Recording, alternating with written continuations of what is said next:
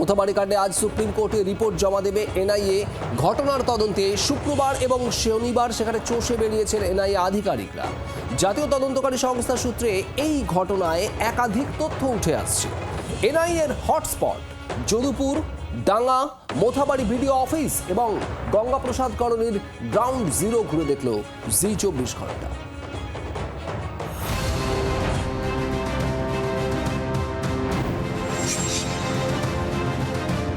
I could take care of my children. Take care of my children if something happens to me. সোমে supreme কোর্টে এনআইএর report. রবিতে মোথাবাড়ির ground জিরোয়ে 24 ঘন্টা। ন্যায় বিচারের জন্য সাধারণ মানুষ যাঁদের মুখাপেক্ষী থাকেন, ভোটের মুখে মালদার মোথাবাড়িতে এসআইআর এর কাজে গেলে তাঁদেরই আটকে রাখার ঘটনায় তোলপাড় রাজ্য। সোমবারই এই ঘটনায় সুপ্রিম কোর্টে প্রাথমিক রিপোর্ট পেশ করবে এনআইএ। মোথাবাড়ি কাণ্ডের তদন্তে তদন্তকারীদের নজরে মালদার 4টি হটস্পট। ঘটনাস্থল সহ এনআইএর হটস্পটের গ্রাউন্ড জিরো ঘুরে দেখল জি24 ঘন্টা। হটস্পট 1 যদুপুর।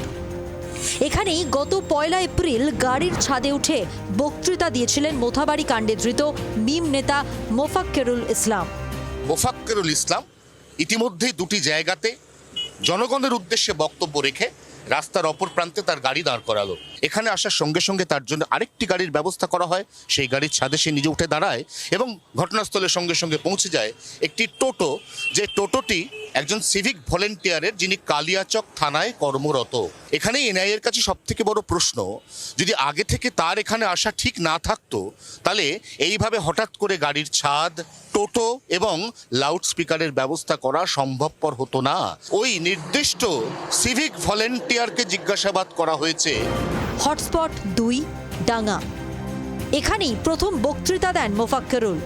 কিভাবে এই যানজটে হাঁসফাঁস করা অবরুদ্ধ জাতীয় সড়ক থেকে মাত্র 4.5 কিলোমিটার দূরত্বে পৌঁছে গেলেন 20 থেকে 22 মিনিটে, সেটা এনআইএ এর প্রথম প্রশ্ন।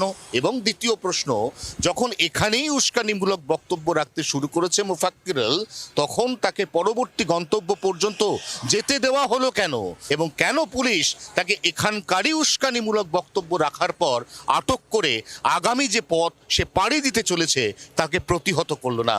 এটা এই মুহূর্তে তদন্তকারী আধিকারিকদের সবচাইতে গুরুত্বপূর্ণ প্রশ্ন।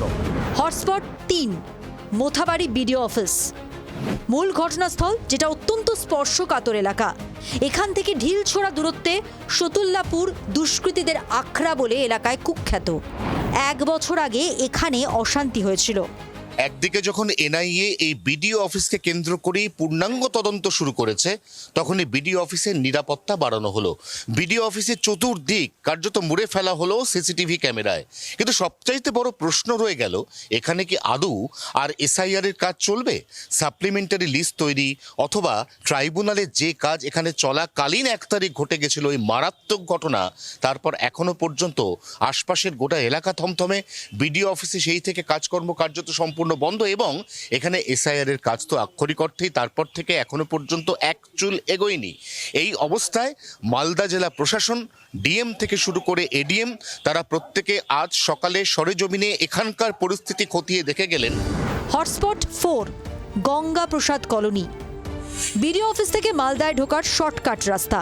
ঘেরাও মুক্ত হওয়ার পর এই রাস্তা দিয়েই বিচারকদের নিয়ে গিয়েছিল পুলিশ। এই রাস্তা ধরে মালদা শহরের ঠিক মুখে ওঠা যায় এবং 12 নম্বর জাতীয় সড়ককে অ্যাভয়েড করা যায়, কারণ 12 নম্বর জাতীয় সড়ক সেদিন অবরুদ্ধ ছিল। কিন্তু যে পুলিশ কর্মী ওই মহিলা জুডিশিয়াল অফিসারকে রেস্কিউ করে আনছিলেন, তিনি নাকি এখানে একটি গাছে ধাক্কা খেয়ে হঠাৎ করে আহত হয়ে পড়েন এবং গাড়িটি আর টাল সামলাতে না পেরে মূল রাস্তা থেকে অনেকটা নিচের দিকে গড়িয়ে যায়। এখন সবথেকে বড় প্রশ্ন, এখানে গাছ কোথায়? আমার ক্যামেরা বন্ধু নবীনের মাধ্যমে ক্যামেরা ঘুরিয়ে এখানে এরকম কোনো গাছের অস্তিত্ব দেখতে পাচ্ছি না।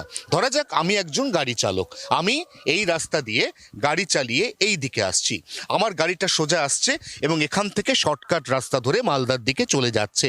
তার আগে এই গাড়ি এখানে কিভাবে একটি গাছের সঙ্গে ধাক্কা খেতে পারে তার যুক্তিগ্রাহ্য ব্যাখ্যা মিলছে না, এবং এই জায়গাতেই এনে আধিকারিকদের সন্দেহ, সেদিন বিচ্ছিন্ন হয়ে পড়া ওই পুলিশ কর্মী হয়তো সবটা ঠিক বলছেন না। এনআইএ সূত্রে খবর, তদন্তে অনেক তথ্য উঠে এসেছে। সোমবার জাতীয় তদন্তকারী সংস্থা সর্বোচ্চ আদালতের রিপোর্টে কি জানায় সেদিকেই এখন নজর সকলের। ক্যামেরায় নবীনের সঙ্গে অয়ন ঘোষালের রিপোর্ট, জি 24 ঘন্টা। বাংলার আওয়াজ, বাঙালির আবেগ, জি 24 ঘন্টা।